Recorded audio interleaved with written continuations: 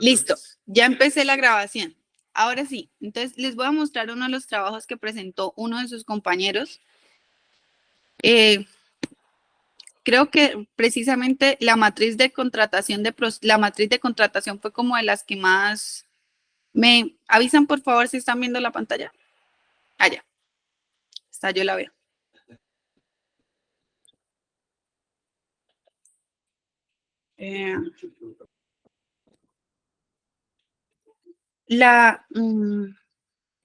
Esperen que hoy no hay asistente de reunión. Listo. Ya.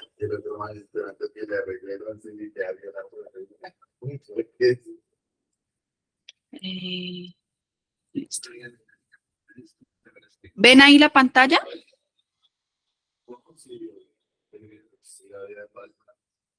¿Alguno me confirma, por favor? Buenas tardes, sí, señorita. Sí se alcanza a ver un poquito. Pero poquito, o sea, no se nota muy bien.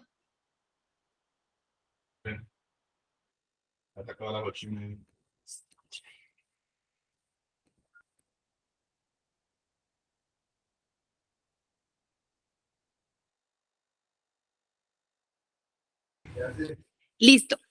Entonces, bueno, el primer punto tenía como tal, era lo que les decía, era el diagnóstico de la organización sindical. ¿Por qué el diagnóstico es importante? Ahorita en la clase lo vamos a tratar, pero el diagnóstico es importante para hacer un análisis respecto de dos cosas: el entorno, el análisis organizacional y la estrategia que se va a plantear. ¿Por qué es importante, por ejemplo, el análisis del entorno? Muchas de las negociaciones que se surtieron o de los pliegos de peticiones que se formularon desde finales de año hasta este primer trimestre tenían digamos, como como el limbo de muchas cosas por establecer, como por ejemplo el tema de horarios, como el tema de, por ejemplo, que se les beneficios en temas de horarios, que se les da una hora más o que se les concede mediodía y demás. ¿Por qué? Porque teníamos pendiente el tema de la reforma laboral. Entonces, digamos, ese tipo de cosas también influyen mucho cuando se está haciendo formulación del pliego de peticiones. Análisis organizacional, porque hay que mirar respecto como organización sindical cómo estamos. Y también, por ejemplo, qué clase de relaciones estamos teniendo con la empresa, qué relaciones se tienen con la empresa, que existen entre la organización sindical y la empresa, porque ello permite mirar fortalezas y debilidades y permite establecer la estrategia de negociación. Hay una cosa importante acá y es que, por ejemplo, acá alguien respondió cuál es la misión, cuáles son los objetivos, cuál es la visión. Eso está súper bien. ¿Cuál es el análisis del entorno? Entonces, la empresa donde laboro no existen pactos adicionales a la convención. Súper bien. Que se tiene para todos los trabajadores de planta, haciendo un análisis en algunas oportunidades, evidencia la persecución a los trabajadores. Permite cuando ya, por ejemplo, se sabe que hay prácticas generalizadas de acoso, que muchas, por ejemplo, que puede haber una petición orientada a precisamente este punto, bien sea en materia disciplinaria, bien sea, digamos, exigiéndole a la empresa que pare y que eso también se hace y que hace parte del elemento político dentro de la negociación, dentro del pliego. Y acá, que era el segundo punto, que era el mapeo de proceso. Entonces, ¿esto qué era? Era responder, hacer qué hay en el entorno, cuáles son las fortalezas, era responder. Se podía en texto o podían llenar así como este compañero hizo las casillas o así en texto como está acá, ¿cierto? Hay otra cosa que era el segundo punto, que es el mapeo de procesos. Entonces, ya el mapeo de procesos, lo que se hacía era la identificación de las actividades misionales y permanentes y la modalidad de estas contrataciones, donde se identifica cada proceso o subproceso. Entonces, por ejemplo, esta persona, no me acuerdo si es un compañero o compañera, entonces puso como actividad misional mantenimiento. La modalidad hay de forma directa e indirecta y el número de trabajadores, 500.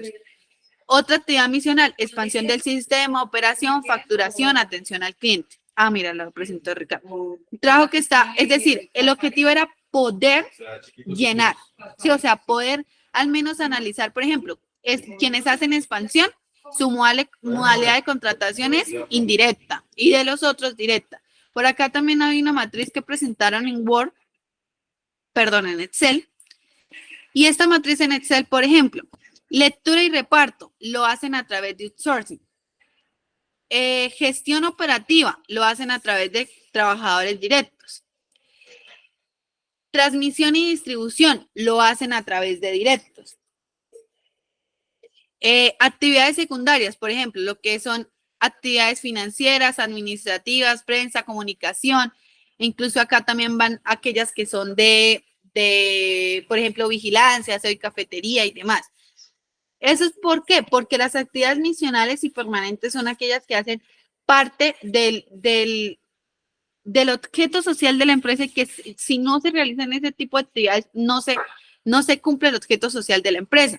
¿Qué es lo que pasa? Como les explicaba al inicio, estas actividades misionales y permanentes deben ser contratadas de forma directa. ¿Por qué? Porque es un proceso que no se puede intermediar, que no se puede externalizar. ¿Por qué? Porque es el objeto social de la empresa. Si la empresa no lo realiza, entonces la pregunta es, ¿qué está haciendo? Entonces, ese era como es en gran marco de lo que implicaba la actividad del módulo 3, de lo que lo que era el trabajo que debían subir. Igualmente, si no lo han hecho, si no han podido subirlo, recuerden que extendimos la clase hasta el 10 de agosto. Perdón, todos los módulos hasta el 10 de agosto. Entonces, espero, por favor, tengan y aprovechen este tiempo, esta oportunidad para hacerlo. Bueno, ahora les voy a compartir mi pantalla, pero con lo que es la clase del día de hoy. Y voy a preparar aquí. ¿Saben si alguien más se va a conectar? ¿No? Ah, bueno, yo quisiera presentarme antes que pudiéramos comenzar. No sé si quizás alguno ya había tenido la oportunidad de participar en alguno de los anteriores cursos de la Redal. Si no, pues igual la clase de hoy está a mi cargo. La docente de la vez pasada, la doctora María Isel, no puede acompañarnos en esta oportunidad. Mi nombre es Catalina Corredor. He sido quien ha estado a cargo de este curso para ustedes, Intralecol Santander. Y como parte de mi presentación, pues quisiera contarle, actualmente estoy vinculada con la Corporación Justicia y Libertad como profesional a cargo específicamente del componente de investigación para la transición minero-energética, como formadora precisamente en estas apuestas formativas a través de las cuales trabajamos en conjunto con el Centro de Solidaridad y con la Redal, y también he sido consultora externa para la Organización Internacional del Trabajo en proyectos de formalización laboral, en especial para el sector palmicultor. Ahorita, pues he tenido la oportunidad de trabajar con varios de ustedes en las distintas subdirectivas por varios proyectos de investigación que estamos llevando a cabo en el marco de la transición minero-energética. Entonces, pues, específicamente les agradezco, en especial, pues, por el tiempo que se toman de darse esta oportunidad. También porque vamos a tener otras apuestas en específico para el sector eléctrico, de las que espero puedan ustedes ser partícipes. La clase del día de hoy es el componente práctico número 1 de este curso de negociación colectiva. Este curso de negociación colectiva es el proceso de planificación de la negociación.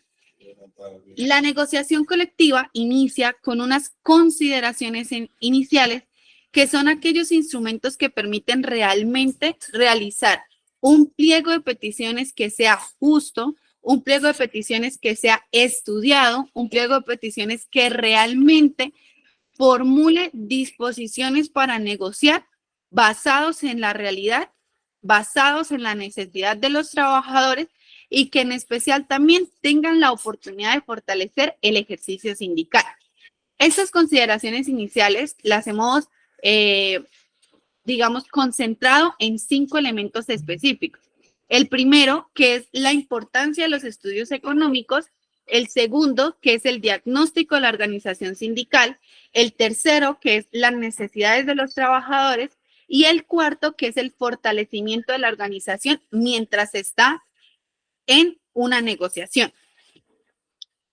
Entonces, yo antes de dar inicio aquí a la importancia de los estudios económicos, quisiera preguntarles a ustedes si alguno conoce respecto de su cargo, de su mismo cargo, si quizás en otra central, en otra empresa, bien sea de, por ejemplo, de la ESA, de GENSA, de ENSA, de Bogotá, no sé, ese mismo cargo, ¿cuánto gana? No sé si alguno alguna vez o tiene quizás ese dato. Sí, sí lo tenemos. ¿Sí? Bueno, yo lo ¿Y tengo. existe una diferencia sustancial Sí, o no? sí existen muchísimas diferencias. Bueno, Es supremamente, les voy digamos, a con explicar. respecto a EPM es el doble. Con respecto a SENS es aproximadamente 1.200.000. Ok. O sea, en el El mismo cargo, o sea, por ejemplo, tu el cargo, mismo ¿sí? cargo, el mismo cargo, sí. Listo. O sea, homologaron ¿Alguien procesos más? prácticamente, pero el cargo lo dejaron igual. Ok. ¿Alguno ha hecho esa comparación o conoce?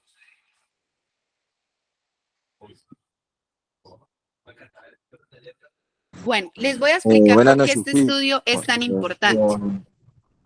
Bueno, sí. Pensé que... bueno, te damos la bienvenida. Voy igualmente a mirar si hay quizás alguien aquí. Espera. Bueno, ¿por qué es importante conocer y realizar un estudio económico respecto de, para la formulación del pliego de peticiones?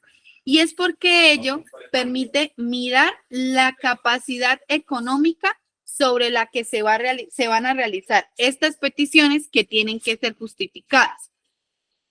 Entonces, es importante comprender cuál es la cadena de valor sobre la que se está trabajando. Este tipo de actividades, lo que les decía, las actividades que realiza la empresa permiten analizar cuáles son, por ejemplo, las utilidades, cuáles son los costos, cuáles son los gastos y en especial quién es el consumidor final de ese bien o de ese servicio. ¿Por qué es importante? Quizás en el sector eléctrico, digamos, uno entiende que quizás esas dimensiones pueden no cambiar mucho, ya que al final el consumidor final viene a ser, digamos, el Estado prácticamente, pero también las diferencias, por ejemplo, las diferencias de tasas que hay dentro del sector eléctrico. Pero cuando uno habla, por ejemplo, de un bien o servicio en los sectores agrícolas, uno puede entender, por ejemplo, en dónde termina esa materia prima. Por ejemplo, el carbón, por ejemplo, la palma, por ejemplo, el café. ¿Cuánto se gana acá, por ejemplo, ese productor primario y cuánto termina ese bien o servicio valiente? ¿Listo? Entonces, ello, como les decía, lo que permite es la justificación y la sustentación de trabajadores y de trabajadoras respecto de esas peticiones que se están incorporando en el pliego. ¿Por qué? Porque todos sabemos que una mesa de negociación siempre la cosa es que no hay plata, que la empresa está pérdida, que tenemos muchos cambios, que el cambio de gobierno, siempre es una queja continua, o sea, siempre. Lo que hacemos nosotros al hacer un buen estudio económico es que logramos tener sustentado el por qué se está pidiendo. O sea, es decir, es acaparar para que sin importar las máximas excusas que pongan, esa petición esté sustentada. ¿Sí? Entonces, hay varios, al hacer un análisis de los estudios económicos, uno puede mirar varios varios aspectos, pero lo más importante es mirar la realidad financiera de la empresa. La realidad financiera de la empresa implica básicamente dos cosas. Un análisis financiero específicamente, un análisis de rentabilidad y un análisis de productividad de la empresa. Todo ello se realiza a través de algo que se llama un análisis de resultados. Por eso, digamos, yo sé que dentro de nuestros compañeros de las organizaciones sindicales hay personas absolutamente capaces y que saben y que han dado y siempre lo han hecho. Pero sí es muy bueno, por ejemplo, que incluso dentro de la formulación del pliego de peticiones haya un consultor de carácter técnico que pueda asesorar esto, bien sea un ingeniero financiero, bien sea un administrador súper conocedor del sector, o bien sea alguien que sin importar el título sepa absolutamente todo esto respecto del componente que es lo financiero dentro de la empresa. Un análisis de resultados, disculpen un momento, que veo, admite, listo. Damián, tienes la mano arriba. Si quieres, haz tu pregunta mientras. Sí, Catalina. Inclusive la empresa muestra un informe anual de sostenibilidad y ya presentó el del año 2022, y él ahí muestra todo lo que obtuvieron. Digamos, en el EBITDA fueron 555.387 millones, ingresos totales por 1.712 millones y una utilidad neta de 234.348 millones. Entonces, prácticamente ahí ellos muestran todo, hasta el plan de inversiones, cuánto son las inversiones, todo lo que tienen a futuro, ellos lo muestran absolutamente todo. Lo que pasa es que es bastante extenso y a veces les da un poquito de flojera leerlo, prácticamente. No, y sí es una tarea que se debe realizar. En el marco de una negociación colectiva donde se está haciendo formulación de un pliego, sí es muy importante conocer. Por ejemplo, el análisis de estado de resultados. ¿Dónde está? El análisis de estado de resultado es lo que permite mirar el nivel de utilidad que maneja la empresa. Ahí se miran como tres niveles, que era lo que Damián mencionaba. La utilidad bruta, que es lo que ingresa por servicio menos el costo. La utilidad operativa y la utilidad neta. La utilidad neta es, digamos, la última utilidad, es como lo que queda. Eso sí, sin los impuestos. Este análisis de estado del resultado lo que permite hacer es muchos otros análisis. Y esos análisis se realizan a través de algo que se llaman unos indicadores financieros. Entonces, por ejemplo, se mira un indicador que muestra, permítanme admitir. Se mira, por ejemplo, un indicador que muestra el porcentaje total. Disculpen, me alegra que se hayan ido conectando. Es un indicador que muestra, por ejemplo, hola, buenas tardes, que muestra el porcentaje que se emplea, por ejemplo, para egresos, que son los egresos totales. Y de ese egreso total, lo que es destinado, por ejemplo, para el pago de salarios. Eso también, así como se emplea, por ejemplo, ese indicador para el pago de salarios, también se hace, por ejemplo, para beneficios prestacionales, para otras garantías. Ese mismo análisis, por ejemplo, y que por eso inicié la pregunta respecto de ustedes como sector, es si habían comparado sus cargos y sus salarios respecto de otras empresas, de otras personas que estén dentro del, digamos, mismo cargo, otro lugar de trabajo. ¿Por qué? Porque hay un indicador que permite, precisamente a través del análisis de esos resultados, mirar si la empresa en materia, por ejemplo, de lo que ella considera su egreso en materia de salarios, está por encima o está por debajo del sector. Y porque permite comparar este indicador incluso respecto de la misma empresa, de mirar cuánto estaba pagando y cuánto está pagando ahorita.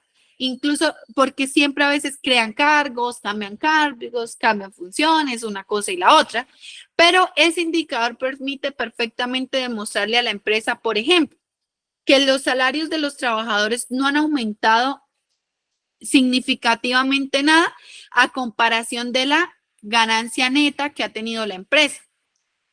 A comparación, por ejemplo, del sector, de todo el sector, ellos son los que menos emplean para pagar de su renta, de su dinero, son los que menos emplean para pagar salarios. Entonces, ¿y eso cómo se hace? A través de todo este tipo de análisis. Es algo muy bueno hacer la comparación, por ejemplo, de salarios respecto de otras empresas. ¿Por qué? Porque también es algo que argumentos de decirme nosotros realmente ganamos casi la mitad. Entonces, por ejemplo, muchas veces se compara respecto del nivel educativo, donde se dice, es que, por ejemplo, en esta empresa, un profesional de grado tal, un grado alto, gana lo que quizás un técnico tecnólogo se gana en la otra. Pero no solamente eso, a veces ni siquiera hay que medirlo por el nivel incluso económico, sino nosotros sabemos también que todos los cargos implican un nivel de responsabilidad. Y es el entender que en materia de responsabilidad hay personas que ganan más, tienen menos responsabilidades, incluso estando en el mismo nivel educativo. Pero ganan más, tienen menos responsabilidades respecto de aquellos que tienen más responsabilidades y tienen una remuneración económica que es inferior. Entonces, esa nivelación de cargos, de salarios, es algo que sale de esto, es algo que sale de la importancia de hacer unos buenos estudios económicos y por eso lo planteamos como las consideraciones iniciales para la formulación de un pliego de peticiones. Ahora, el siguiente criterio es el diagnóstico de la organización sindical. Ay, perdón, me comí una parte acá y es el tema del presupuesto. ¿Por qué es importante el presupuesto? Como bien lo mencionó Damián, la empresa siempre hace sus proyecciones respecto de dónde va a invertir, para dónde va la plata, para dónde va lo que este año nos ganamos. Entonces, si este año nos ganamos tantos millones, entonces esa plata el año entrante así, o sea. Entonces, hay una cosa que se llama como los armados de presupuesto. Entonces, porque a veces cuando nosotros planteamos disposiciones siempre es de dónde va a salir la plata, de esto y de aquello. Entonces, ¿qué es el presupuesto? Son esas proyecciones que se hacen dentro de la empresa. La empresa las hace y en especial las presenta, que es como el informe que el compañero nos mencionó. Pero con ese presupuesto siempre pasa algo que es importante saber y es que hay un capital presupuestado y del presupuesto hay como dos presupuestos. Entonces, el presupuesto que efectivamente se ejecuta y el que no se ejecuta. Entonces, el presupuesto es, digamos, lo general, cuando se excede lo presupuestado en lo ejecutado. Entonces, como que se planteó un monto y se excedió. Cuando eso pasa, la empresa, ¿qué es lo que hace? Entonces, adopta medidas para mantener esa misma ejecución del presupuesto. El problema es que cuando esas medidas afectan específicamente, por ejemplo, los salarios, los beneficios y demás, tenemos un muy grave problema. Pero también existe el punto cuando se ejecuta menos de lo que se presupuesta y cuando el capital ejecutado es menor al presupuestado, es como si tuviéramos un ahorro. Y para nosotros en la formulación de un pliego de peticiones es muy bueno conocerlo. ¿Por qué? Porque es decir, esto fue como lo que la empresa se ahorró de eso que tenía presupuestado para hacer X o Y cosa, se puede invertir en otra cosa. ¿En qué? En otros beneficios, en aumentos, se puede invertir en bonificaciones, en otro tipo de beneficios incluso, donde ahí está la plata. Entonces, ¿a nosotros en qué nos sirven palabras más y en palabras menos? En lograr decir siempre, plata sí hay recursos. O sea, ahorita, y lo digo en específico en su sector, el tema de la transición es algo que, por ejemplo, las empresas se piensan grandes, se piensan diversificación de su matriz energética, de su canasta productiva y ya tiene un presupuesto respecto de eso. No solo el sector eléctrico, sino otros sectores que hacen parte del sector minero energético. Y ahí ya tienen un presupuesto en el que luego uno se pregunta, bueno, usted está presupuestando poner, pero han presupuestado lo que también va a implicar, por ejemplo, para los trabajadores el adoptarnos a esta nueva canasta de servicios.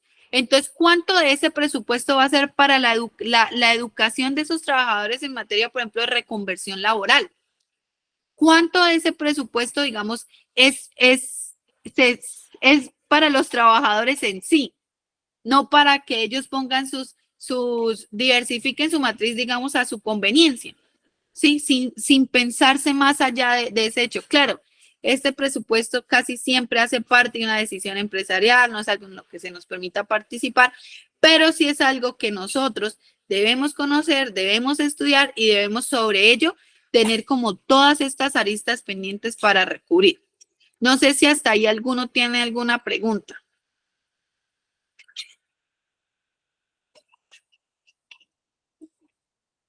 Si estoy siendo clara, si... Sí, Sí. no. Sí, ok. Voy a conectar, perdón. Sí. Ya. El diagnóstico de la organización sindical, como les mencionaba, que precisamente es uno de los puntos que tienen en las actividades entregables, y es porque el diagnóstico de la organización sindical permite establecer una estrategia de negociación. En otras palabras, es diagnosticar, es hacer un análisis de los objetivos. Objetivos, por ejemplo, de misionalidad de lo que se espera dentro de la organización sindical. Cuando la organización sindical es mayoritaria, tiene más posibilidades de luchar articuladamente por respeto y garantía de los derechos de los trabajadores. Permítanme un momento, por favor. Por los derechos de los trabajadores. Pero como les mencioné al inicio, hay que hacer como varios análisis. Un análisis que implica, por ejemplo, el análisis del entorno. Un análisis que implica qué somos como organización sindical y un análisis que específicamente nos permite plantear qué debemos hacer. El análisis del entorno, por ejemplo, no se da solamente respecto al empleador, sino que es muchísimo más amplio. Incluye, por ejemplo, las oportunidades y también las amenazas que surgen respecto de diversos actores y otros aspectos que pueden ser el mercado, que pueden ser el sector, que pueden ser el tema de la violencia, las normas vigentes, como les mencionaba, digamos, para quienes han negociado en estos últimos 8 meses, 10 meses, pensándose en todo el tema de la reforma laboral.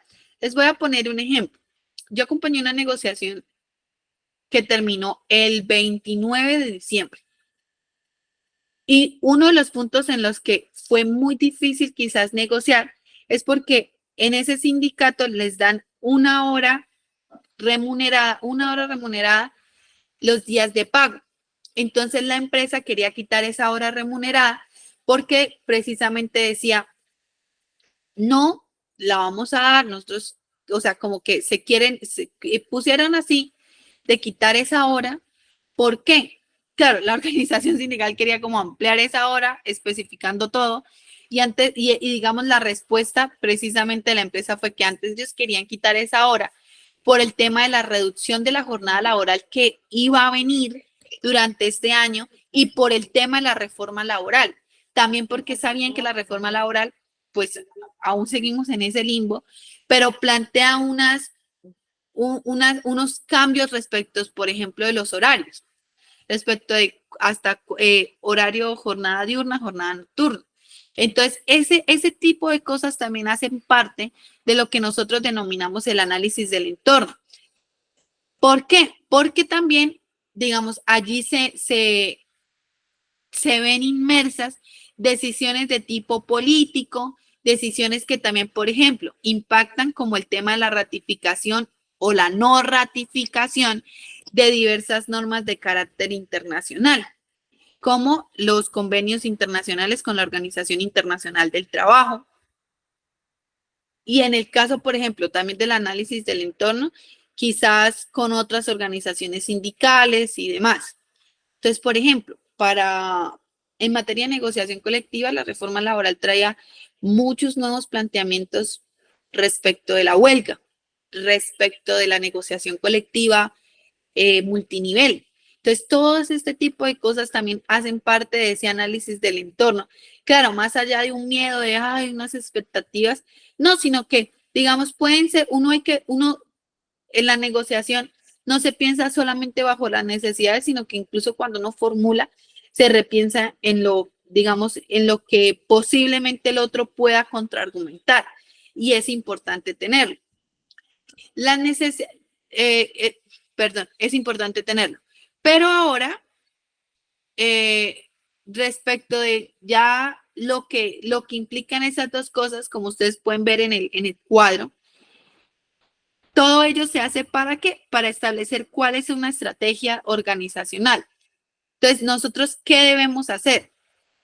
Por ejemplo, si identificamos cuáles son las debilidades que como organización sindical tenemos, ¿qué vamos a hacer? Un proceso de negociación siempre se viste del arma más importante que puede tener y es la educación. Es la formación política y sindical de la base, de los dirigentes, de quienes estemos ahí en el marco de esa negociación y no solo de la negociación, sino de lo que implica el ejercicio sindical. Esta estrategia organizacional, por ejemplo, nos permite abordar cuáles son esas debilidades que se tiene como organización sindical y cómo las vamos a trabajar. Bueno, el tercer criterio, que son específicamente las necesidades de los trabajadores y de las trabajadoras, hacen parte de específicamente dos temas, contratación y salarios. Mentiras, tres, seguridad y el entorno también. Esos tres temas se pueden realizar de distintas maneras. Yo digamos, como les decía, el segundo punto del módulo 3 trae esto, que es el mapeo de contratación. Ese mapeo de contratación, ¿qué permite? Permite identificar cuáles son las necesidades relacionadas con la contratación laboral y cuáles son las actividades desarrolladas por los trabajadores en el marco de ellas.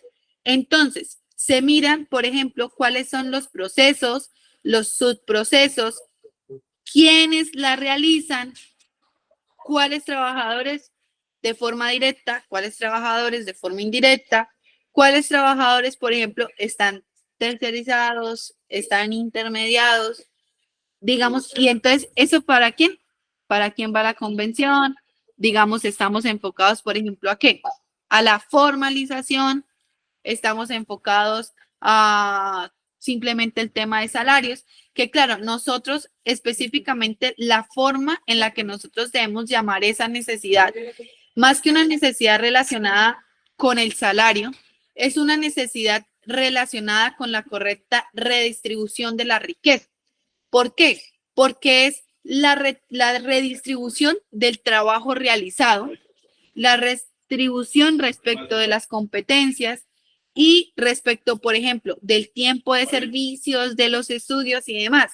Que, por ejemplo, en empresas como las empresas del sector eléctrico sí se ve de alguna forma más establecido, al menos en el tema de la cualificación de las capacidades. Y hay otro tipo de necesidades que son las necesidades que se relacionan con la seguridad y el entorno.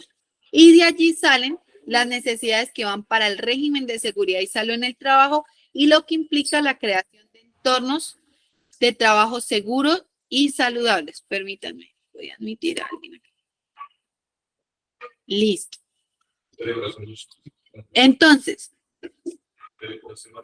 cuando hablamos específicamente de la redistribución, de la necesidad relacionada con la redistribución, como les decía, vamos a mirar, por ejemplo, prestaciones sociales y económicas, tanto de directos como de indirectos. Entonces, acá pasa algo que, digamos, yo sé que muchas veces puede ser conflictivo y pasa mucho, por ejemplo, cuando la convención aplica para unos y para otros, que es lo que nosotros decimos, es como si hubieran dos convenciones, que digamos los de régimen antiguo tienen más beneficios y demás. Eso también hace parte de uno de los elementos que más adelante vamos a ver, pero que es el elemento político, que es el elemento respecto del cual estamos diciendo, bueno, ¿a quién vamos a dirigir también estas peticiones? Vamos a abordar a todos, los de régimen antiguo van a quedar así, los de régimen no van a quedar así. ¿Cómo es? Eso es una decisión que hace parte de la decisión del sindicato. Que sí, claro, a mí me preguntan y que yo sé que muchas veces es conflictivo, pues es de esas cosas que hay que examinar. Porque muchas veces, por ejemplo, esa misma estrategia, por ejemplo, de que vaya dirigido a todos por igual, es porque, por ejemplo, se quiera fortalecer la organización sindical, por ejemplo, en el caso de que sea un sindicato minoritario. Entonces, que esas decisiones van enfocadas a eso, a lograr acaparar todo. Pero si no es así, también hace parte, por ejemplo, de salvaguardar las necesidades de sus compañeros, que son obviamente más antiguos, que obviamente quizás son como los dirigentes sindicales y son los más perseguidos. Sí, estoy poniendo muchos casos, muchos ejemplos. Puede ser que aplique, puede ser que no aplique para el caso de ustedes. Pero, como les decía, hace parte de las necesidades que hay que examinar dentro de la formulación del pliego de peticiones. Hay otras necesidades que, digamos, se entienden más de tipo personal respecto de los trabajadores, y es respecto de las condiciones dignas, lo que nosotros denominamos condiciones dignas y justas en el trabajo. Entonces, son esas necesidades que buscan mirar si existe la posibilidad de construir proyecto de vida a través de ese empleo que tenemos en esa empresa. Y si no, ¿cómo vamos a generar esas condiciones dignas y justas? Esas condiciones dignas y justas también implican, por ejemplo, unas necesidades para los nuevos beneficios. Sí, entonces, por ejemplo, que busquemos que la empresa otorgue unos bonos, otorgue unas condiciones para laborar diferentes. O, por ejemplo, educativos, que le permitan al trabajador o a su núcleo familiar acceder a la educación, porque acceder a la educación realmente es un privilegio. Y si es un privilegio, por ejemplo, si la empresa, si por ejemplo en una negociación colectiva se puede realizar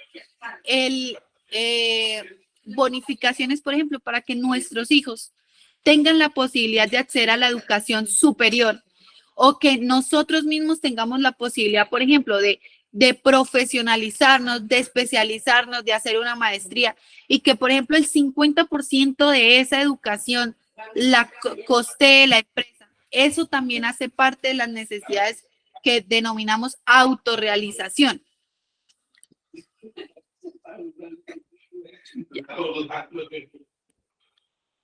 Y otras necesidades, que esas se las mencioné en la parte de arriba, y es aquella respecto de los retos que se asumen en materias del mercado y del recurso humano.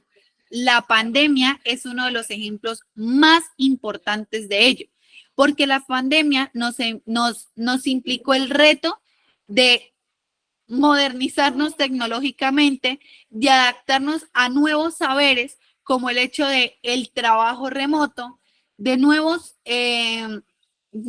crisis, que es también lo que implica, por ejemplo, la salud mental en el trabajo, lo que implica la modernización tecnológica de los sistemas dentro de las empresas para que todos los procesos que se realizan, por ejemplo, cuando ya no pudimos ir presencial, ¿cómo se están haciendo? Entonces, ¿por qué? Porque como trabajadores nos vimos inmersos en esa nueva realidad laboral en la que simplemente se nos vio que teníamos que adaptarnos. Pero si alguien se visualiza más a futuro, esas siguen siendo necesidades. Por ejemplo, ¿cómo vamos a sostener nuestros empleos en el marco de la inteligencia artificial? Esa es ahora una de las necesidades que se plantean en el marco del mercado, en el marco de los nuevos retos del trabajo. Voy a... Ya, perdón. Listo. Voy a explicar esta herramienta y que es ya la cuarta y hacemos una ronda de preguntas si les parece. El cuarto criterio sobre el cual nosotros planteamos es importante antes de la formulación del pliego, es aquellas herramientas que buscan el fortalecimiento de la organización sindical. ¿Qué es ello? Como les mencionaba, la formación, porque consideramos la formación esa herramienta, esa arma a través de la cual se puede llevar un proceso de negociación muchísimo más exitoso. Un proceso que inicia con la formación sindical, como este proceso formativo que ustedes están haciendo ahorita, pero que también hace o tiene en componente la formación económica, la formación jurídica, la formación política, respecto de qué. Voy a poner el ejemplo, uno de los ejemplos como más básico, el entender bajo qué principios se gesta, por ejemplo, la lucha sindical, bajo qué principios se gesta la lucha obrera y bajo cuáles banderas se promueve el movimiento sindical o qué es el sindicalismo. Porque, por ejemplo, Colombia tiene una de las tasas de sindicalización más baja, pero adicionalmente tiene una figura de contratación que es el contrato sindical, que un contrato sindical no cumple las banderas de lo que es una organización sindical. ¿Por qué? Porque realmente una organización sindical y quienes se unen a una organización sindical lo hacen con la convicción de que con la justa lucha de los trabajadores se pueden lograr condiciones más dignas y justas en el trabajo. Pero en ello, digamos, ha pasado que, por ejemplo, el contrato sindical ha sido simplemente la figura usada para que 2 o 3 administren un contrato a través del cual le van a dar, como en el sector salud, trabajo a un montón de personas que no tienen absolutamente ni idea de qué es una organización sindical. Lo hacen, ¿por qué? Porque es un requisito para acceder al empleo, pero eso no es el sindicalismo, eso no hace parte de lo que es una organización sindical. Y que, digamos, dentro de las organizaciones sindicales hace, digamos, esa formación política implica, por ejemplo, ese mismo reconocimiento de lo que es el movimiento sindical. El por qué se está en una organización sindical es una pregunta muy importante que también, por ejemplo, se le hace a aquellos nuevos compañeros o incluso a los antiguos compañeros. ¿Por qué? Porque nosotros sabemos que dentro del sindicalismo también debe pasar algo que se llama el relevo generacional, que también sabemos que hay muchos de los compañeros que se pensionan y se van. Y si ese es el que ha liderado el proceso toda la vida en una empresa, hay que hacer un relevo generacional respecto del mismo. Voy a admitir, ya. Un relevo generacional dentro del mismo que no es fácil, pero que debe hacerse. ¿Por qué es importante la formación en el marco también de una negociación? Y es porque le da las herramientas de efectivamente la bandera de que la unión hace la fuerza. Y de entender, en especial entender que, por ejemplo, hay muchas cosas que se quieren, que se negocian, pero que no se pueden, que se quieren, se negocian, se logran, o se logra la mitad y demás. Pero es muy importante saberlo, ¿por qué? Para muchas veces también ser veedores, ser partícipes, entender el porqué de las cosas, el por qué sucede, más allá del solo hecho de juzgar, más allá del solo hecho pero también ser críticos de decir, por ejemplo, de lograr reconocer cuando el proceso se está vendiendo, cuando el proceso está siendo descuidado, cuando se está haciendo negligente dentro del mismo proceso de negociación que se está gestando. ¿Alguien más? Ya. Ya. Y listo. ¿Alguna pregunta hasta acá?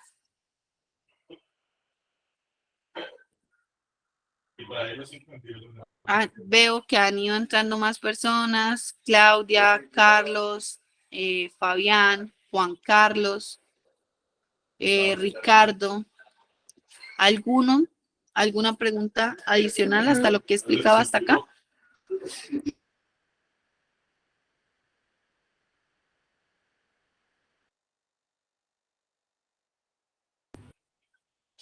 Listo. Entonces voy a pasar.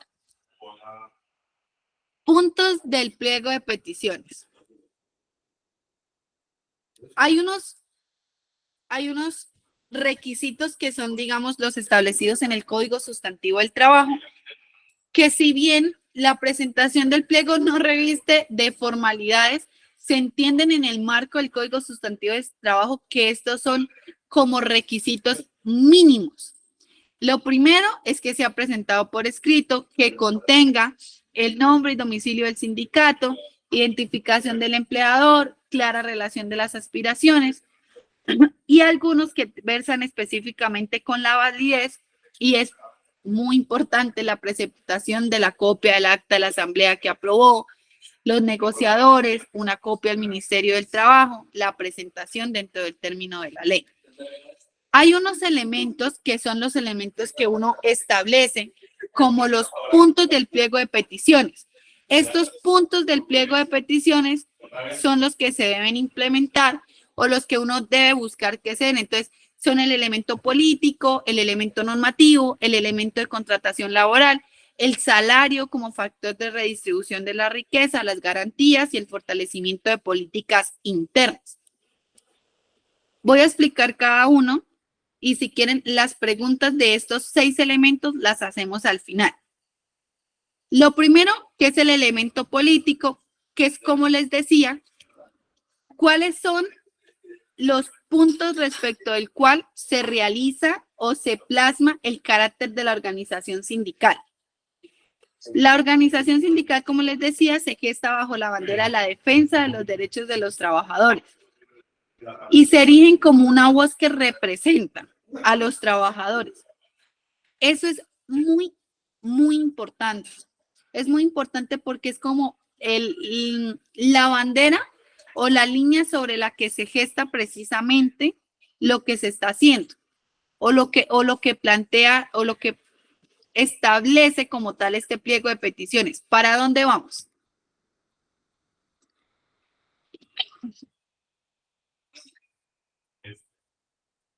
El elemento normativo. Bueno, los invito también a que tengan la posibilidad de apreciar un poco las imágenes que hemos puesto.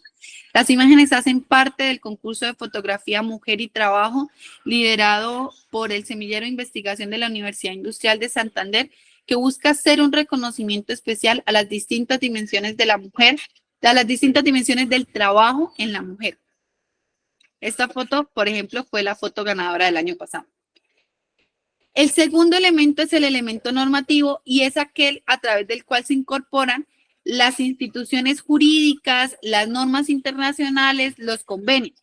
Es importante en el marco de que, ninguna disposición puede ir en contra de la norma, puede ir en contra de los convenios internacionales del trabajo, puede ir en contra de criterios o de parámetros de interpretación de lo que se plantea en el pliego. Aquí, por ejemplo, específicamente en lo que va del parámetro normativo, es que el elemento normativo también traza un tipo de bandera que en especial es como lo que se busca en casi toda la formulación de los pliegos de peticiones, y es el trabajo decente.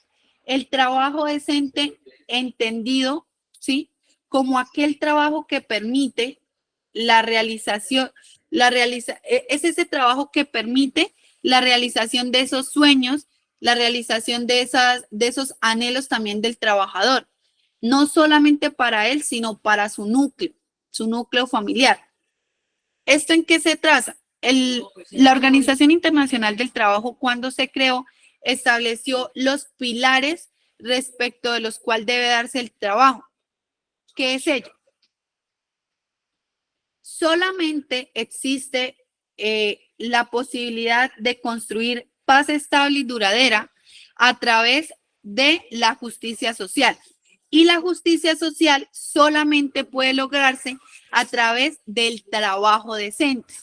Entonces, para que exista trabajo decente, nosotros debemos incorporar en estos elementos normativos cómo deben ser esas condiciones dignas y esas condiciones justas en el trabajo. Ya. La contratación laboral es otro de los elementos a través del cual debe darse la formulación del pliego de petición. ¿Cómo se hace este tema de la contratación laboral? Primero, a través de una identificación de actividades y de empresas, que era lo que hablábamos anteriormente. Para eso sirve mucho la matriz. Y es para mirar, por ejemplo, muchas veces tenemos despidos dentro de la empresa que son injustificados, despidos que son masivos. Y en ese orden de ideas, por ejemplo, muchas veces una de las primeras formulaciones de un pliego de peticiones es específicamente, por ejemplo, el solicitar el reintegro de esos compañeros.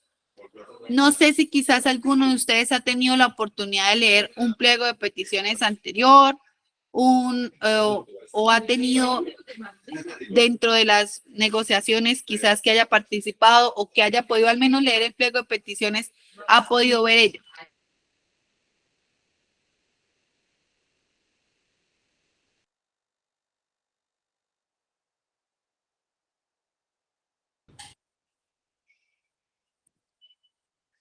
¿Por qué les pregunto ello? Porque muchas, sí.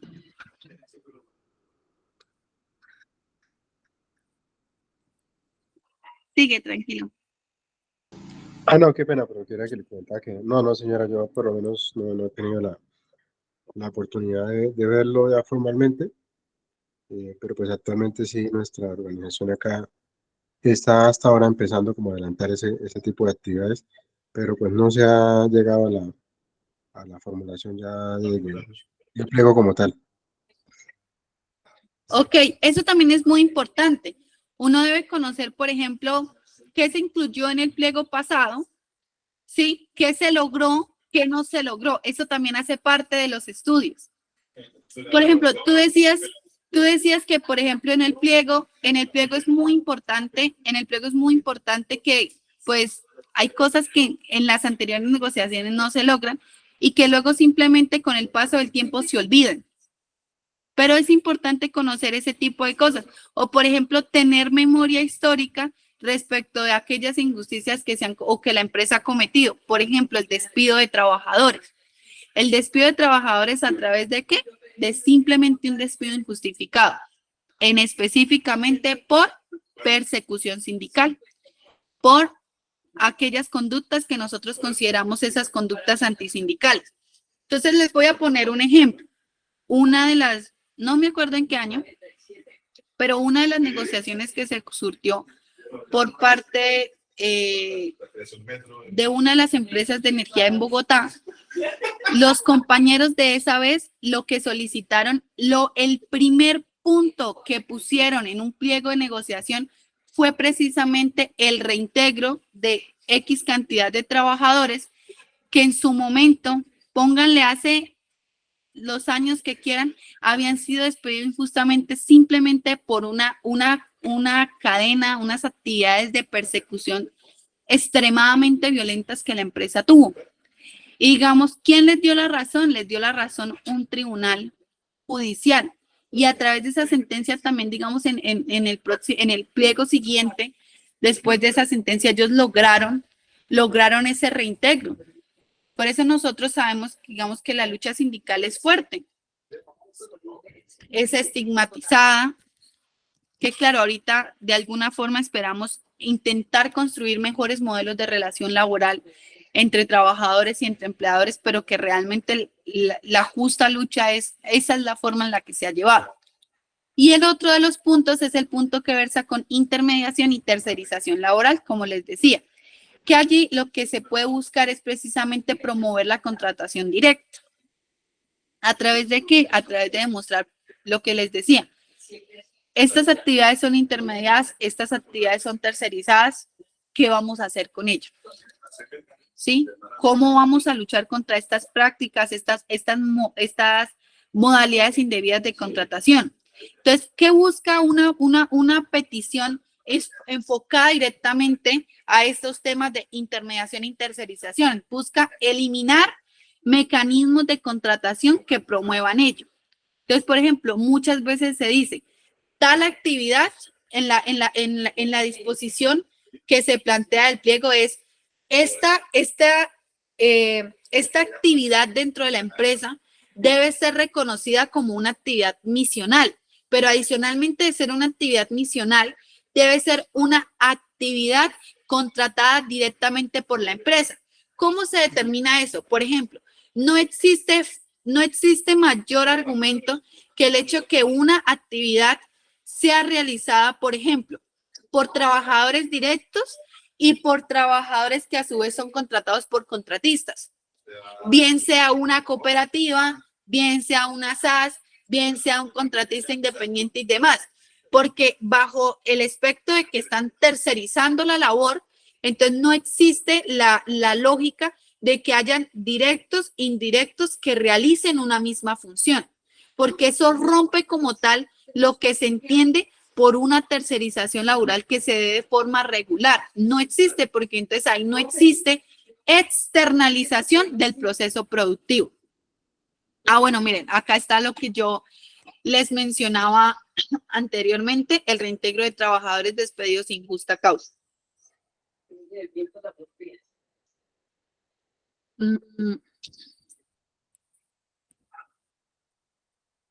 Sí, Fabián. Yo tengo que pena interrumpirla. Yo sé que las preguntas eran a lo último, pero es que su merced tocó un punto ahí bien, No, bien dale. interesante. Es que en ese tema donde su merced comentaba lo de que haya tercerización, por ejemplo, de manera paralela con las funciones que hacen trabajadores directos, es muy común, por ejemplo, el caso de los call center o los contact center que llamamos nosotros, en donde hay una atención telefónica al cliente y también las compañías tienen atención presencial en oficinas. Entonces, como que los usuarios tienen la posibilidad de, bueno, ¿será que llamo a la línea 08000 o voy hasta la oficina? En esa situación, ¿cómo se manejaría? O sea, ahí habría ese tipo como de conflicto, porque por un lado, de pronto, con toda esa tendencia en que está el mercado, no solo en nuestro país, sino a nivel mundial de la digitalización, y más cuando hay incluso algunos software o bots, por decirlo, que también hacen esas funciones. ¿Cómo aplicaría ese concepto, doctora? Gracias. Bueno, pues ahí lo primero que hay que mirar en ese aspecto en específico, Fabián, es que nosotros debemos mirar es la modalidad a través de la cual están contratados esos trabajadores y esas trabajadoras. Yo entiendo lo que tú me quieres decir, por ejemplo, de que hay trabajadores que realizan una misma función, pero hay algunos trabajadores, por ejemplo, que realizan esa función de forma virtual, ¿sí? A través de trabajo remoto, y hay otros trabajadores que, por ejemplo, realizan esa función de forma presencial.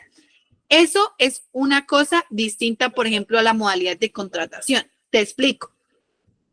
Una cosa es que, por ejemplo, la labor sea realizada para unos de forma presencial y para otros de forma virtual. Y otra cosa es que, por ejemplo, los que trabajan de forma presencial sean contratados directos y los que trabajan de forma virtual sean contratados de forma indirecta, no sé, a través de otro contratista, a través de otro tipo de empresa. ¿Por qué? Porque Así cuando es. Señor. Así es, sí, señora. Es que esa es la situación. El contact center es una empresa contratista de la empresa y hace esa labor así.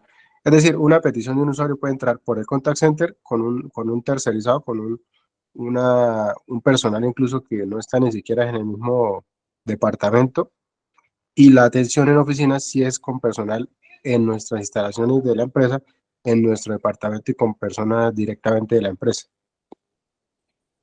Ok. Eso hace parte, por ejemplo, de las decisiones también que como organización sindical tienen que plantear. si buscan acoger dentro de, digamos, dentro de ese tipo de beneficios, por ejemplo, a todos estos. Digamos, yo entiendo, Fabián, por ejemplo, que tu pregunta va orientada a por qué, digamos, los remotos no son contratados de forma presencial. Entonces, si esa, te voy a explicar con este ejemplo, que es como lo máximo de la tercerización. La tercerización laboral es la externalización del proceso. Entonces, si están externalizando precisamente ese proceso, que es la atención al servicio al cliente que realiza la empresa, si el proceso estuviera bien externalizado, entonces se entiende que lo realiza, o sea, si son las mismas funciones, ¿no? Las mismas. Lo realiza directos y lo realizan otros de forma indirecta. No hay una externalización del proceso. ¿Por qué? Porque si un proceso o subproceso productivo está bien externalizado, implica que hay 3 autonomías. Autonomía técnica, autonomía administrativa, Fabián, y autonomía administrativa, técnica, financiera y administrativa. Esas 3 autonomías que demuestran que el proceso está externalizado. Entonces, digamos, no pasa solamente con el tema de los call centers, ¿sí? De aquellos o aquellas que realizan el tema del servicio al cliente. Hablamos también, por ejemplo, mantenimiento de redes. No es posible que mantenimiento de redes hayan un núcleo de compañeros que para mantenimiento de redes o instalación de redes o cambio de cableado, no sé, lo realicen o estén contratados directamente con la empresa. Y esas mismas labores, funciones, a su vez, las realicen con otros. O sea, sean realizadas a través, por ejemplo, de un contratista. No hay externalización del proceso, porque cuando tú externalizas un proceso, todo el proceso lo lo tiene que realizar la persona, digamos, quien está externalizando. Entonces, o todos son por ejemplo, de aquí o todos son de acá, pero no hay externalización regular desde que hayan aquí y acá. Es imposible, rompe la cadena de las 3 autonomías. Entonces, por ejemplo, Fabián, en el caso que tú mencionas, si, digamos, hay compañeros y compañeras que realizan la misma función, pero hay directos e indirectos, no hay externalización de un proceso. Entonces, en el marco de una negociación colectiva, lo que se hace es que también se mira, por ejemplo, en ese aspecto, ¿qué se va a hacer? ¿Sí? Acá también pasa otra cosa que es un elemento político y es el decir, la empresa quiere el sindicato va a peleárselas con toda por estos trabajadores o no. También hace parte de esa decisión que hace parte de esa decisión que la organización sindical tiene que tomar.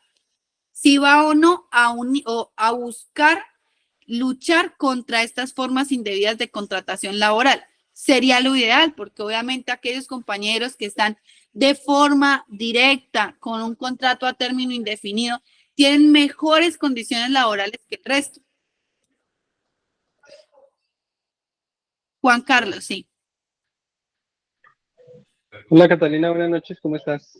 ¿Cómo están compañeros? Hola Juan Carlos. Bueno, les comento que yo voy a cumplir con la empresa 2 años y antes estaba trabajando con contratistas aproximadamente desde el 2010.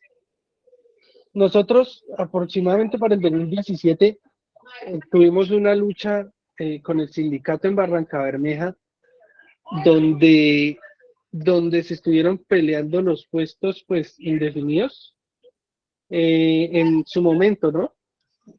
Habían los argumentos, estaban las demandas y de un momento pues no volvimos a saber, digámoslo, nada del sindicato en su momento. Después pasé a trabajar yo con la contratista, pero con factor mayor a 1, entonces la mitad de los contratistas, bueno, éramos 2 cuadrillas de factor mayor a 1 y eran 3 cuadrillas de factor mayor a 1, pero de la electrificadora. O sea que ahí sí se podía ver la tercerización laboral como tal. Sí, porque es que los dos éramos misionales. Exactamente, y no hay una externalización real del proceso. Si la realizan directos, si la realizan indirectos, no hay externalización real de un proceso. Claro, ahí pasa algo específicamente, por ejemplo, en el tema de la ESA, y es que, digamos, han sido o sea, ahí sí el mecanismo incluso es más que todo político. Les voy a explicar por qué. Si no estoy mal, este año o a finales del año pasado, la Corte le dio la razón al sindicato, le dio la razón a Sintralecol y le ordenó a la ESA contratar, no recuerdo cuánto número de trabajadores, pero es un número muy considerable de trabajadores de forma directa, solamente que no han querido cumplir. Y se dio, digamos, en el marco de lo que Juan Carlos dice, a través de querellas, a través incluso de sanciones, a través de pelear con el Ministerio del Trabajo. Lo que pasa es que ha faltado, digamos, a esa voluntad política también, que hace parte, pues, precisamente de ese componente a través del cual seguimos luchando para el cumplimiento de ese fallo. Pero todos esos mecanismos que ustedes incluso, por ejemplo, desde acá plantean, son muy importantes. Son muy importantes porque siempre, o sea, incluso al final, se va a dar el reconocimiento de, por ejemplo, estas modalidades indebidas de contratación, que es lo que Juan Carlos menciona. Juan Carlos, si tú ahorita haces parte específicamente, ¿con quién? O sea, ¿con quién estás contratado? No, yo me gané un concurso con la electrificadora en el 2021, en octubre del 2021, me gané ya un concurso indefinido, ¿sí? Pero yo, Sí. digámoslo, me cansé de trabajar, digámoslo, en ese tema sindical, porque, digámoslo que en Barranca Bermeja nosotros fuimos los pioneros, digámoslo, en el sentido que la mayoría de contratistas en ese tiempo estaba en Econ, sí, en Econ, y llegaba del Dicico. En todo el contrato de Necon estuvimos sindicalizados, ¿sí? Se pasaron todas las demandas pertinentes. Nosotros allá, digamos, lo quedamos como en la incógnita porque no supimos qué pasó con las demandas, si se ganó, si no se ganó, nunca se supo nada. Los administrativos en ese momento de Sintrelecol no pasaron reporte. O sea, digámoslo como que se perdieron entre parte y parte. ¿Sí? ¿Qué hizo la electrificadora? La electrificadora prefirió quitar las cuadrillas de factor mayor a 1 de la contratista y las dejó directas, o sea, las que estaban directas en su momento, y lo que hicieron fue que contrataron como que 2 personas esa vez para formar otra cuadrilla. Entonces, digamos lo que fue un mecanismo, podríamos decir que de defensa, que hizo la empresa, dijo, bueno, como estas 2 están misionales entre sí, contratista versus indefinidos, entonces pues saquemos los de la contratista y sigámoslo más bien dejándolo aquí misional. Ok. ¿Sí ves? Eso fue lo que pasó en su momento. Entonces, ese tema de la tercerización, de la cantidad de compañeros que hay afuera en la calle trabajando, contratistas, sea en MEL, sea en Econ, sea de ICICO, sea de TEC, los que estaban en el momento, pues ha sido un tema muy extremadamente duro, porque yo soy uno de los que opino que sí sería muy bueno que ellos entraran también directos a la electrificadora, Claro. ¿sí? O que la empresa, no sé, invente o no invente, cree un nuevo mecanismo, por ejemplo, de contratación para ellos, al menos que se les garantice esa estabilidad laboral, que no sea todos a término fijo o todos a término hora labor, ¿no? Sino pues que buscara esa alianza que fuera indefinido.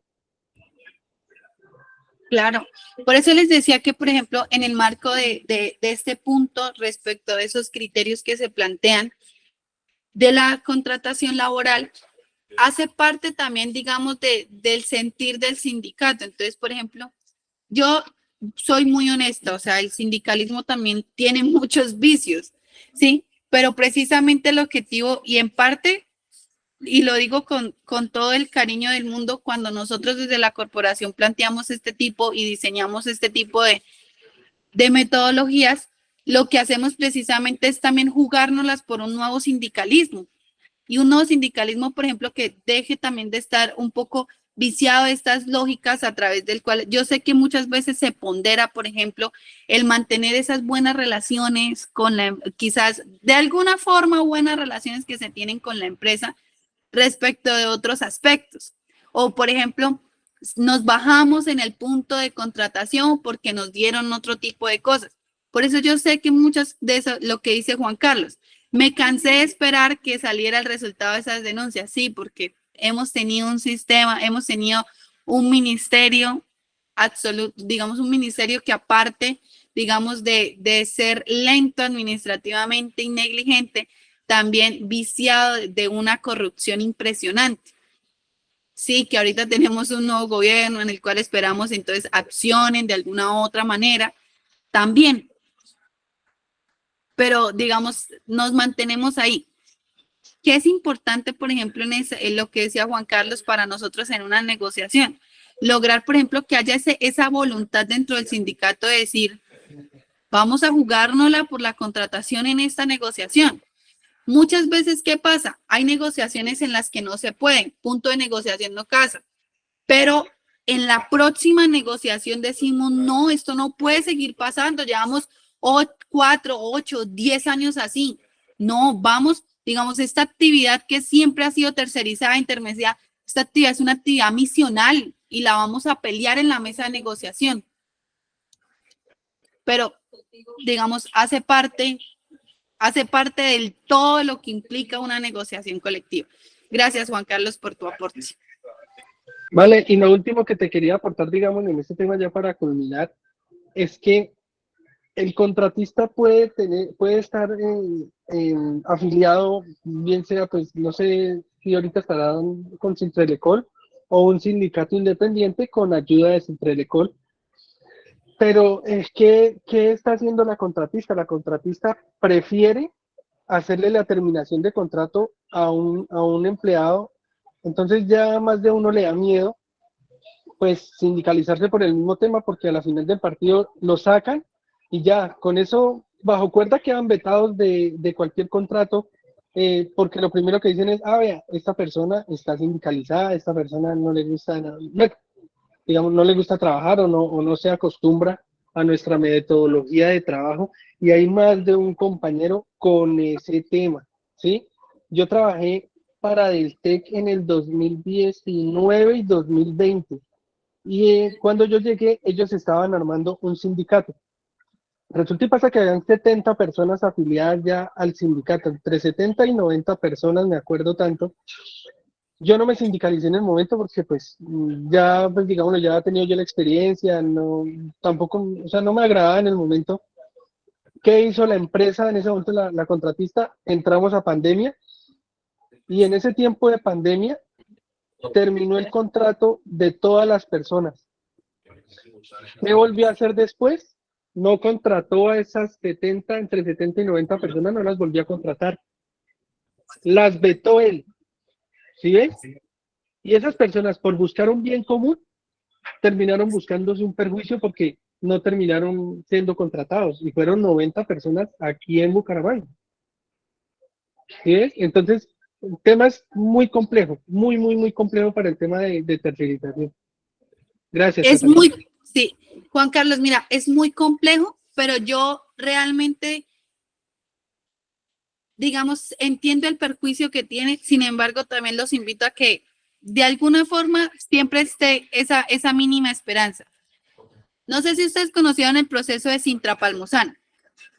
Proceso de Sintra-Palmozán, efectivamente, como dijo Juan Carlos, los compañeros crearon la organización sindical, los despidieron a todos, despidieron más de 70 personas, que únicamente, al igual que los 90 que tú mencionas, dependen exclusivamente de su trabajo, de ese trabajo y sus núcleos familiares también. Y como fuera, se logró una negociación. 8 meses en huelga, pero se logró una negociación. Y el primer punto de la negociación fue el reintegro con contratación a término indefinido de esos trabajadores. Sí, no lo logramos contratar a todos de forma indefinida, no se logró. Se logró contratar a un grupo y al otro grupo igual sí se reintegraron, pero a término fijo por el término de la convención. Hay procesos, como dice Juan Carlos, donde se puede y hay otros procesos donde no. Pero ¿qué hace parte? O sea, ¿en qué versa todo eso? Todo eso versa en el sentir también de esos apoyos.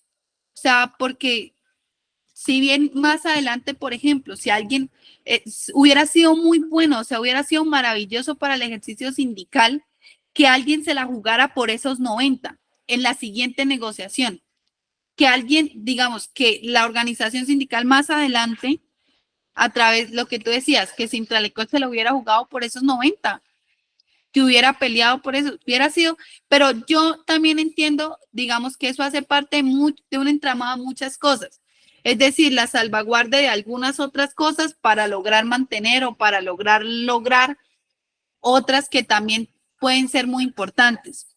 Que efectivamente no se pondera con el hecho del trabajo, que realmente algún día esperamos las condiciones sean realmente dignas y justas para todos.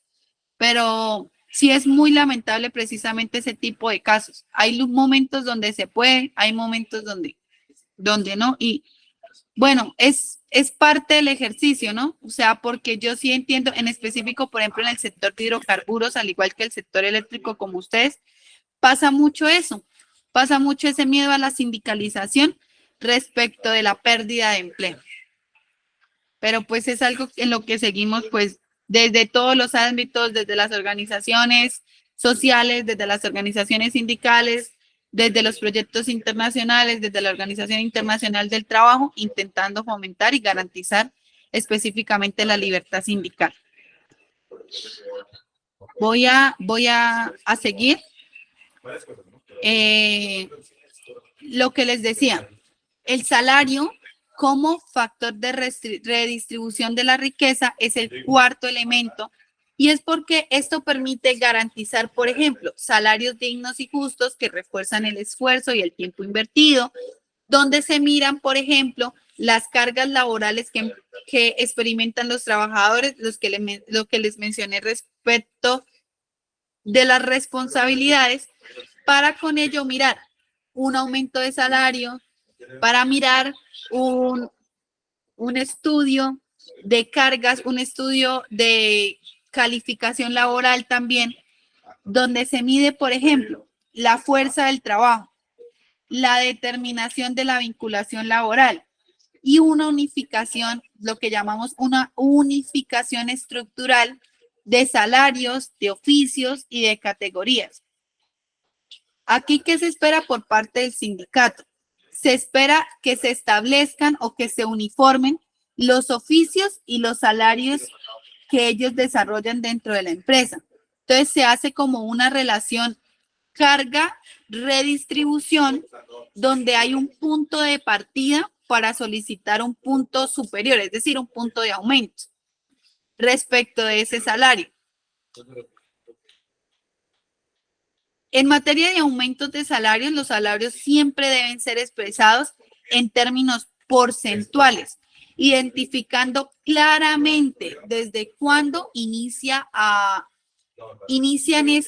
estos aumentos. Entonces, ¿cuál es el término de vigencia de esos aumentos desde inicio hasta fin? ¿Por qué? Porque muchas veces en la petición lo que se plantea es, por ejemplo, durante el primer año de vigencia de la convención colectiva, va a haber un incremento de un 2%. Y en el segundo año se aumenta, o por ejemplo, dice, se aumentará un punto por año. Entonces, el primer año de vigencia tiene aumenta 2 puntos, sí o sí aumenta 2 puntos. El tercer año de vigencia aumenta 3, el cuarto año de vigencia aumenta 4 y así, dependiendo de la vigencia de la convención. Y el último de los elementos sobre el cual debe versar la negociación, sobre el cual debe versar la formulación del pliego de peticiones, es lo que implica las garantías económicas y prestacionales, que era lo que les presenté ahorita. Garantías que versan, por ejemplo, educación, auxilios para posgrado, cupo en colegio para los hijos de los trabajadores, becas de educación superior, auxilios para educación, capacitaciones, estímulos por logros académicos.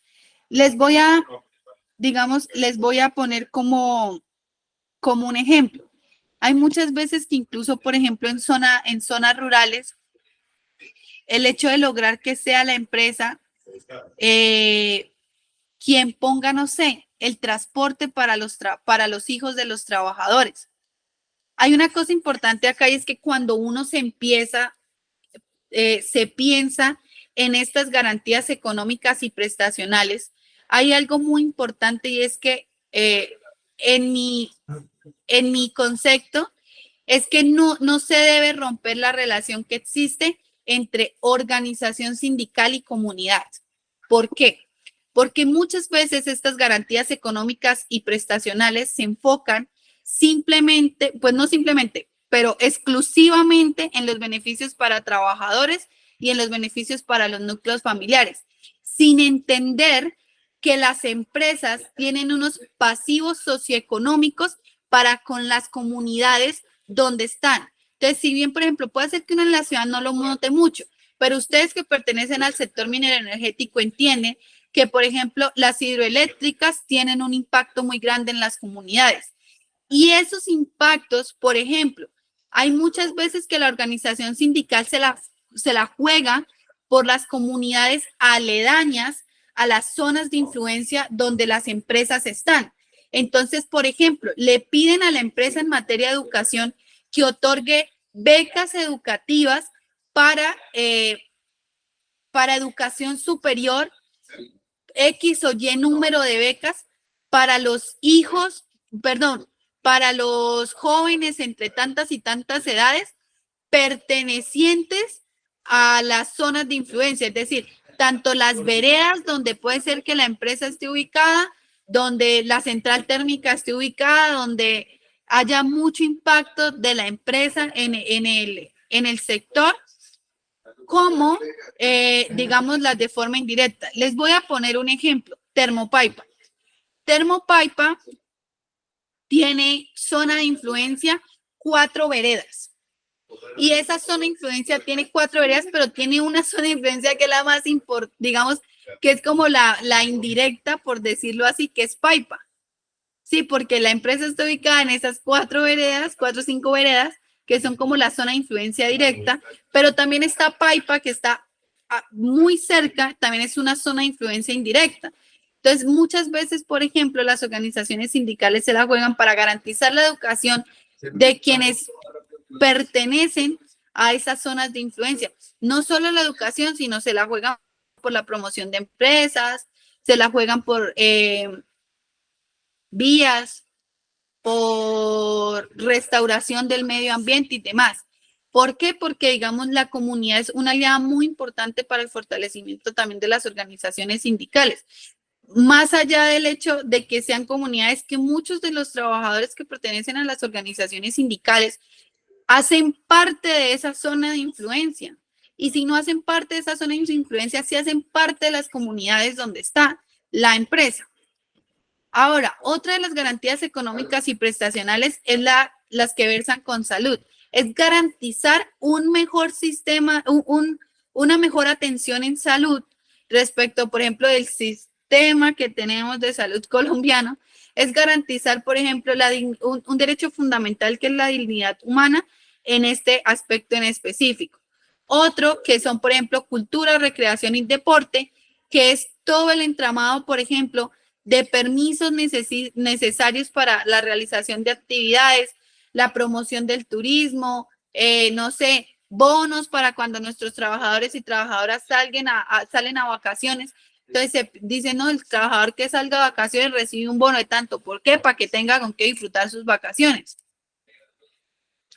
Vivienda también es muy importante y es la creación de planes a través de los cuales los trabajadores y trabajadoras que sirven, entregan su vida a los distintos núcleos empresariales, a las distintas cadenas, todo lo que haya que se benefician de la fuerza del trabajo de los trabajadores para que tengan una vivienda digna, dejen de pagar arriendo es una, digamos, es una realidad, es algo que también dentro de la negociación colectiva puede darse, que es la adquisición, ampliación o algún préstamo que se dé en vivienda, bien sea un préstamo específico de vivienda, un leasing habitacional.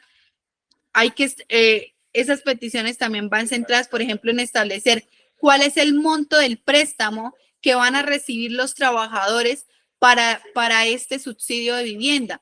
¿Cuáles son las condiciones de ese préstamo? ¿Quién va a ser el fiador de ese préstamo? Eso también es muy importante y es, digamos, de alguna forma lo que nosotros consideramos mínimo dentro de las garantías económicas y prestacionales. Hay otro que es el sexto, que es el fortalecimiento de las políticas internas. ¿Qué es el fortalecimiento de las políticas internas? Es todo lo que versa con el tema de disciplinarios. Hay algo muy importante acá y es que las políticas internas buscan prevenir el acoso, el maltrato y la violencia en el lugar del trabajo.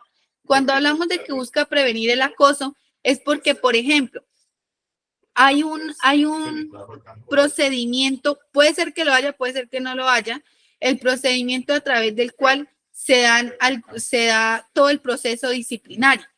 Entonces, eso tiene unos términos, por ejemplo, ¿cuánto tiene la empresa para notificar al trabajador que está siendo investigado? ¿Cuánto tiene el trabajador para responder? X, Y, Z. ¿Y desde cuándo se da? Sí, desde que la empresa conoce la situación que se encaja en una conducta que puede ser sancionada, o si se da desde el momento en el que la falta fue cometida. ¿Qué implica ello? El término el término que también tienen ellos para sancionar. Una cosa es que el procedimiento disciplinario inicie, por ejemplo, la empresa tiene 2 días para notificar al trabajador que está siendo investigado una vez acontezca la falta. Entonces, si por ejemplo la empresa se dio cuenta de la falta al mes, nada que hacer. ¿Por qué? Porque tiene para notificar 2 días después de la ocurrencia de la falta. Pero si, por ejemplo, en la convención colectiva está que la empresa tiene 2 días para notificar una vez conozca ella de la falta, pues ahí sí lo puede hacer prácticamente en cualquier momento. Son, digamos, cositas que están ahí, pero que son muy importantes, por ejemplo, para salvaguardar a los trabajadores en materia de sanciones disciplinarias. Pues no solo salvaguardar, porque obviamente si nosotros estamos en el marco de lo que implica el respeto, de lo que implica unas condiciones dignas y justas, también hay claro que si una falta fue ocurrida voluntariamente y demás y debe ser sancionada, pues debe hacerse. Por ejemplo, esos compañeros que en el sector agrícola disminuyen la productividad porque llegan borrachos todos los días. Pues si llegan borrachos todos los días, también le queda muy difícil a la organización sindical defenderlo cada vez que cometa la falta. O sea, pero en el marco específico de lo que es el fortalecimiento de una política interna, es establecer una política interna que permita, por ejemplo, disminuir la tasa de acoso laboral, disminuir la violencia antisindical. Eso es parte de lo que implica el fortalecimiento de las políticas. Políticas de seguridad y salud en el trabajo es establecer esas medidas, por ejemplo, del sistema de gestión de seguridad y salud, que si, por ejemplo, los trabajadores saben que una sola dotación o 2 dotaciones o las que entreguen para cierto X o Y cargo no alcanzan, pedirlas en la negociación colectiva, exigirle al trabajador como no, o sea, ustedes tienen que entregar, porque si bien, por ejemplo, ustedes como electrificadora, puede ser que no, puede ser que sí, tengan de alguna forma, por ejemplo, su dotación garantizada. Hay muchos otros compañeros que no, y en el marco de una negociación, por ejemplo, yo he visto empresas llorar porque no quieren dar, por ejemplo, otro par de botas, y que entonces ya hacen berrinche y se paran en la mesa de negociación y dicen que no les dan otro impermeable, cuando ¿qué le vale a una empresa otro impermeable realmente? Ese tipo de cosas también hacen parte de las políticas de seguridad y salud en el trabajo, que Pueden ser macro o pueden ser micro. Y lo último, en específico, que no lo tienen la mayoría ni de las organizaciones sindicales ni de las empresas, es, por ejemplo, políticas específicas basadas en violencias de género. Esos escenarios en los que se da la discriminación en materia de género son muy importantes. Si bien, por ejemplo, Colombia no tiene ratificado el convenio 190, que es un convenio en el que se busca la igualdad y que se busca garantizar condiciones de trabajo libres específicamente de este tipo de violencias, sí puede ser que la organización sindical se la juegue. Les voy a poner un ejemplo. La Unión Sindical Obrera, en la última negociación, creó un capítulo especial en el componente de género, en el que busca precisamente disminuir, por ejemplo, la brecha de acceso, disminuir la brecha de accesibilidad, la brecha de ascensos, a través, digamos, de eso que fue establecido en la convención colectiva, que hace parte, pues, de los compromisos que se adquieren. ¿Alguien tiene alguna pregunta hasta acá?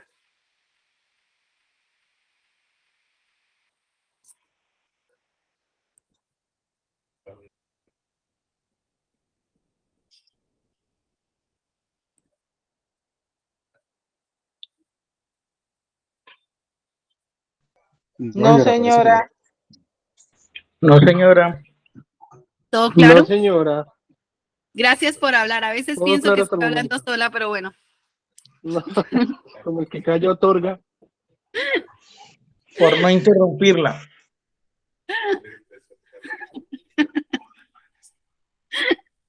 No, mentira, yo sé que ustedes me están poniendo atención, así que en serio. Les voy a contar una infidencia. Mi familia se está riendo porque de verdad piensan que estoy hablando sola porque ninguno de ustedes me contesta. Dígale No, que todos la tranquila, que ya estamos estamos escuchando, escuchando. no, aquí la estamos escuchando ¿Qué y pasa? Es atento a lo que interesante, habla. está interesante la charla. Está interesante saber todo Dicho eso. que preguntas al último, entonces todos calladitos, concentrados. No, yo también quiero que No, adicionalmente. no, Catalina, la verdad que estamos ahí como despejando varias dudas que tenemos y es una charla pues muy interesante y de verdad que de ahí podemos copiar y hemos estado pendientes de que el sindicato está haciendo ya haciendo ya los borradores y los ajustes al pliego para la negociación que esperamos que sea exitosa, porque esa es la idea, ¿no? Claro, ahí también hay un componente muy importante, es que hay muchas veces que uno puede también obtener la oportunidad, por ejemplo, de revisar otras convenciones colectivas y decir, mire tan chévere eso que viene allá, mire esta disposición, por ejemplo, lo que les decía el capítulo del componente de género que tiene ahorita la Unión Sindical Obrera, que acabo de hacer, pues interesante, realmente se la jugaron por eso, esperamos pues se cumpla la convención. Pero también mirar, digamos, ir más allá incluso de tener la oportunidad de tener una lluvia de ideas a través, digamos, de mirar otros pliegos, otras negociaciones, otras convenciones colectivas del sector, otros sectores, X, Y, Z. Voy a pasar, esto sí, señor Juan Carlos. Lo importante ahí, Catalina, y yo siempre he pensado la honestidad ante todo, ¿sí? Se ha escuchado, ¿no? De muchos sindicatos que terminan vendiendo puntos, ¿sí? De la convención, digámoslo, la que tenían, supuestamente para mejorar la que llega, ¿sí? Y no es coherente, ¿no? Porque se supone que una convención es para mejorarla, ¿sí? Respetando los puntos que hay, mejorando los que hay en el momento. Totalmente. ¿Sí? Entonces, si un sindicato no tiene honestidad, puede que crezca el sindicato, sí puede, digámoslo, hacer, pero no va a ser ese sindicato berraquero, ese sindicato que vale la pena uno seguir, ¿sí? Entonces, yo como ahorita trabajador de la electrificadora, espero que la administración que está ahorita y las próximas que vengan, si de pronto llegan a haber personas que en estos momentos están aquí escuchando que algún día quisieran estar ahí, que no se les olvide eso, ¿sí? O que no se nos olvida ninguno eso, que el ser honesto vale más que cualquier cosa, ¿sí? Y a veces venderse por un peso eh, puede que ahorita no lo pague, pero a futuro puede estar pagando esos errores.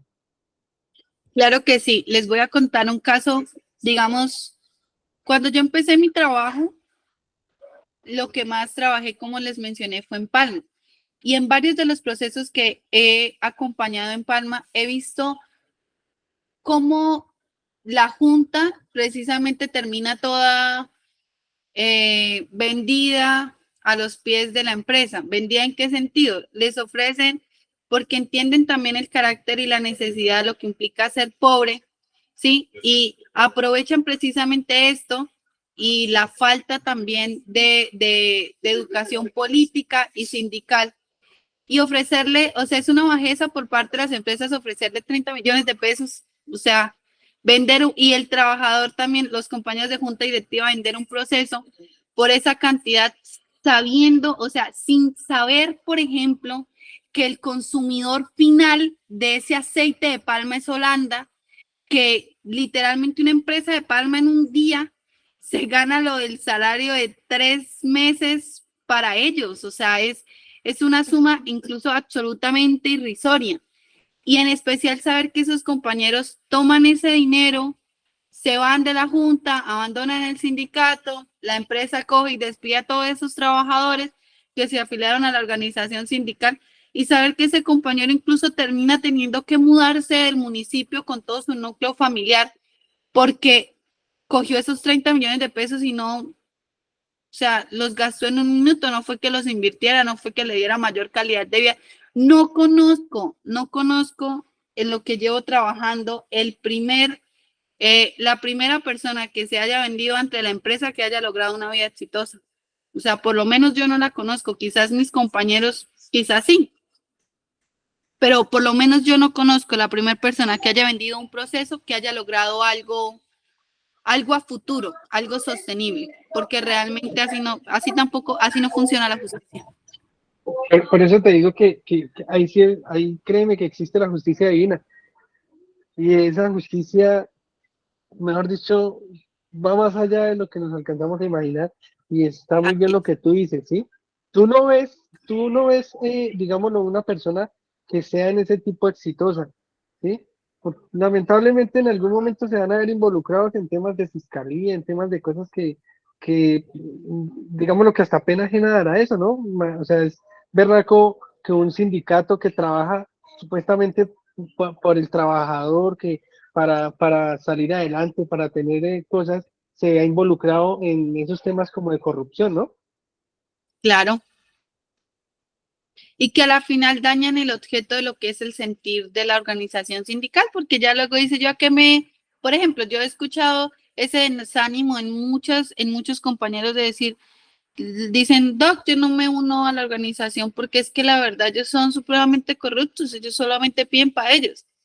Entonces uno dice, bueno, pues hay que construir colectivamente un nuevo sindicalismo. Esa es la invitación, porque realmente quedándonos en la queja de que no, simplemente ya, que ellos hagan y deshagan y dañen también, digamos, digamos, de lo que uno considera la base. Si la base, la organización sindical, no funciona de esa forma. Por eso, pues también hace parte del ejercicio de todos. Realmente la unión se hace la fuerza siempre la hace, pero en algún momento es que logramos darnos cuenta de esa dimensión. Vamos a pasar a lo que es el componente práctico. Perdón, es este. Vamos a pasar a lo que es el componente de el perfil de los negociadores, lo que es el componente práctico módulo 2. Este es más cortico y creo que responde un poco las preguntas que hicimos a lo largo, bueno, que algunos de ustedes me formularon a lo largo de la clase. Y es, ¿qué es un negociador? O sea, ¿Cuál es el papel? ¿Si están viendo bien la pantalla ahí? Esta diapositiva está creo que un poquito más pequeña. de tamaño. Sí, no, ahí está bien. Listo. Entonces, este habla del contenido de, por ejemplo, ¿qué es un negociador? Entonces, un negociador es un papel primordial, fundamental, indispensable en una negociación colectiva, porque es esa persona que, digamos, a la que se le encarga con toda la mejor y la mejor intención y voluntad de que transmite y represente los intereses del sindicato ante la empresa. Hay una cosa muy importante, hay que diferenciar, por ejemplo, los negociadores de los asesores. Los negociadores son esas personas que son designadas dentro de la organización sindical, que hacen parte de la organización sindical, son compañeritos de nosotros, de la organización, que representan el sentir del sindicato. Y hay otros que, digamos, son los asesores, que es el rol, por ejemplo, que nosotros como abogados, como economistas, o por ejemplo, como aquellos compañeros que son sindicalistas, líderes sindicales y demás, vienen y acompañan en esa mesa de negociación, pero ellos, su rol es asesores. Entonces, por ejemplo, nosotros de abogados lo que hacemos es que somos los asesores jurídicos o asesores técnicos dentro de la negociación. No está, digamos, los negociadores están presentes toda la negociación. Esas personas que designan están en el proceso todo. Un asesor probablemente no. Un asesor, por ejemplo, si la negociación surtió de lo más maravilloso y todo, llega a la última etapa, que es la redacción de la convención colectiva. Llega a ese momento, ¿sí? O también puede ser que la organización sindical estime que ese compañero que es asesor o asesora va a estar durante todo el proceso de la negociación.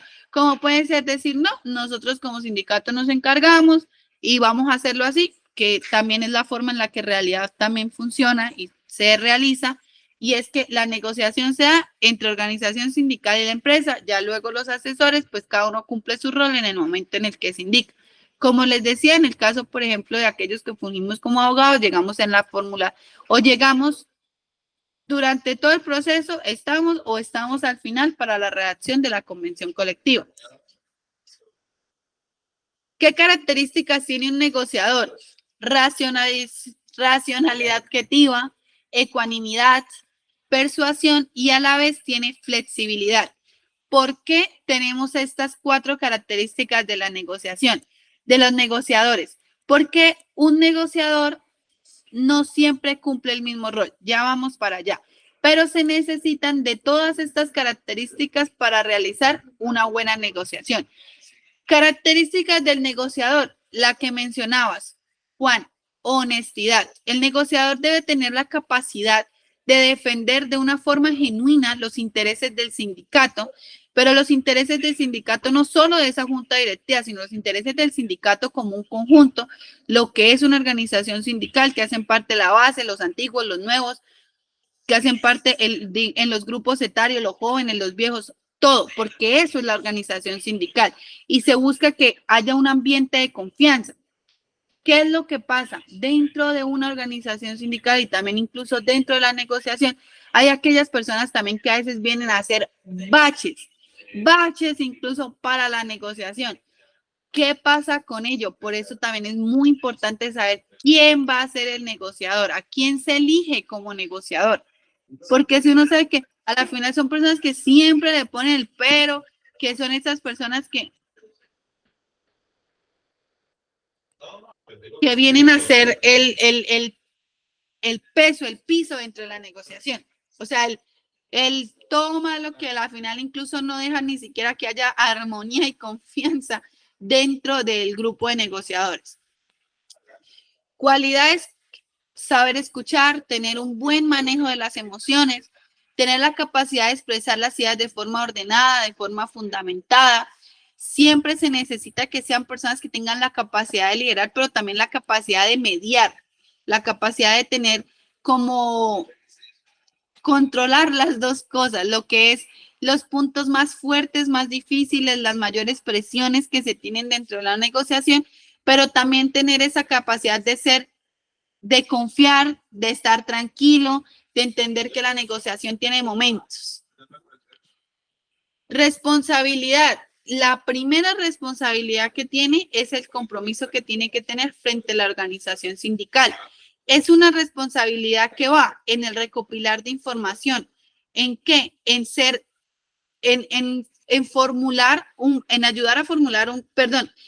ayudar a negociar de forma concisa, en entender que esa disposición a qué hace parte, cómo la fundamento, cómo la sustento, cómo argumento para que realmente sea un punto aprobado. ¿Cómo logramos autenticar y validar nuestros argumentos a través de esa información documentada? Hay otro que es la preparación constante y el otro que es la comunicación. ¿Por qué es importante la preparación constante?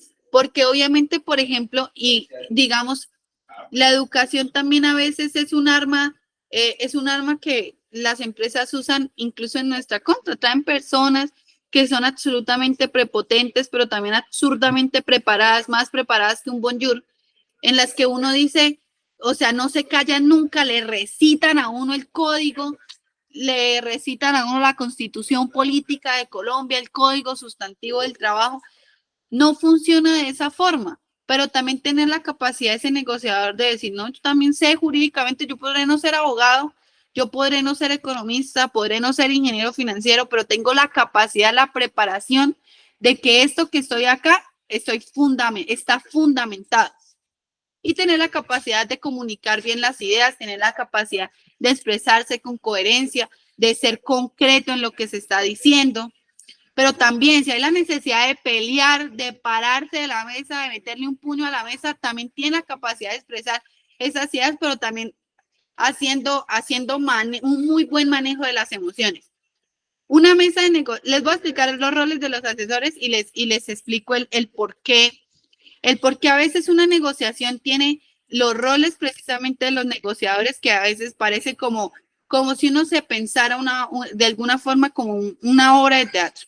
Lo primero, en los roles de los asesores, es porque los asesores, como les decía, brindan esa ayuda dentro de la negociación en asesoría legal, en asesoría financiera, en asesoría incluso política de lo que vamos a hacer dentro de la negociación. ¿Por qué son necesarios? Porque ayudan a cooperar con los diferentes negociadores para preparar la negociación y en especial para lograr esa negociación. Les voy a explicar algo que es un poquito desde mi experiencia. Yo tengo una personalidad, digamos, más bien no tan fuerte. Entonces, cuando, por ejemplo, el otro asesor es una persona de carácter muy fuerte, entonces mi posición en ese momento también tiene que lograr ser el puente mediador entre entre negociadores, entre la empresa. ¿Por qué? Porque soy el carácter técnico y jurídico de los asesores, en el que, digamos, asumo una posición que es mediadora.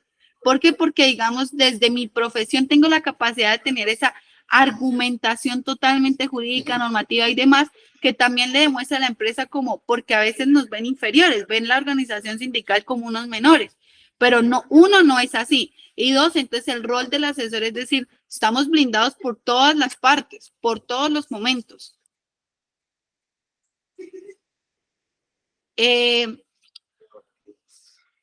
Voy a pasar,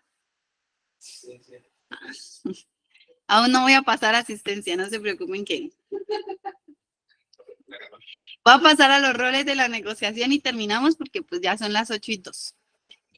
Los roles de la negociación. Existen 4 roles que son muy importantes dentro de la negociación y es el hilo de la negociación, el rol radical, el rol analítico y el rol mediador.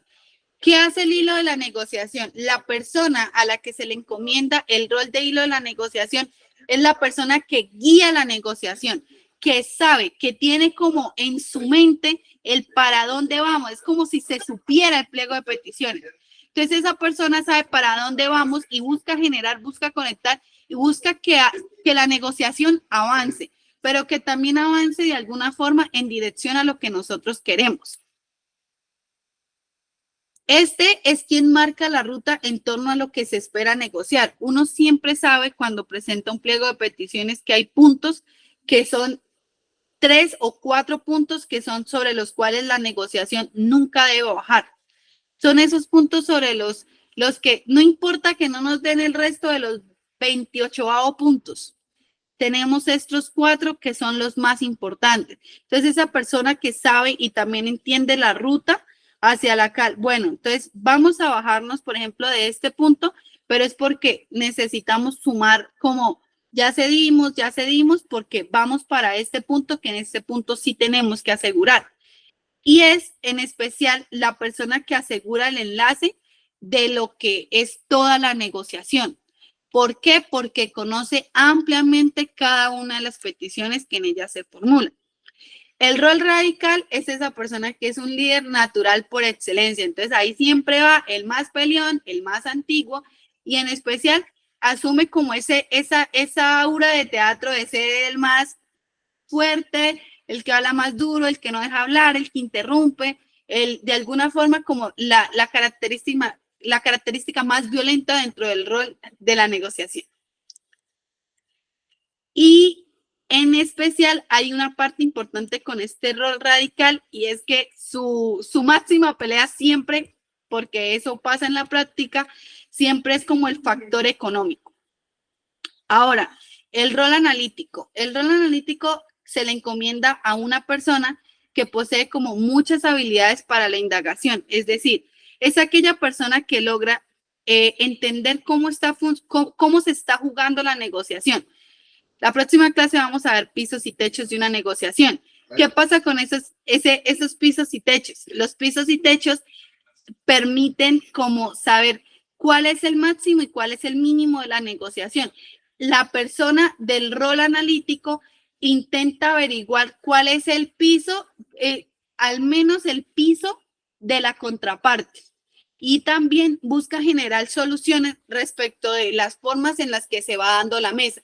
Por eso muchas veces dentro de una negociación lo que uno hace, porque obviamente no puede como tener el espacio dentro de la misma mesa, entonces pedimos un tiempo, 5 o 10 minutos por fuera, salimos y habla solamente la organización sindical y establece ese rol analítico. Es como la persona que siempre dice, tenga mucho cuidado porque X y Y lo están enredando así, están hablando de esta forma, están usando tal y tal cosa. ¿Para qué? Para sobreponer sus intereses. Entonces, ¿qué es lo que hace este rol analítico? Particularmente es la persona que centra todo en los intereses de lo que se está negociando, más allá de las posiciones, de los argumentos, de cuántas veces insultaron, de cuántas veces pelearon, de los conflictos que se tengan incluso internos o los conflictos que se tengan con la empresa. Es decir, la persona que avanza sobre ello. Y para finalizar está el rol mediador. El rol mediador es la persona que tiene gran comunicación, paciente y en especial es la persona que logra interlocutar entre las dos partes. Hay muchos momentos, mire, hay negociaciones que pueden durar un montón y en esas negociaciones, digamos, o los ánimos se suben o simplemente se cansan. Entonces, esta parte de la negociación, ¿qué es lo que busca? A la final, buenos resultados. Ya.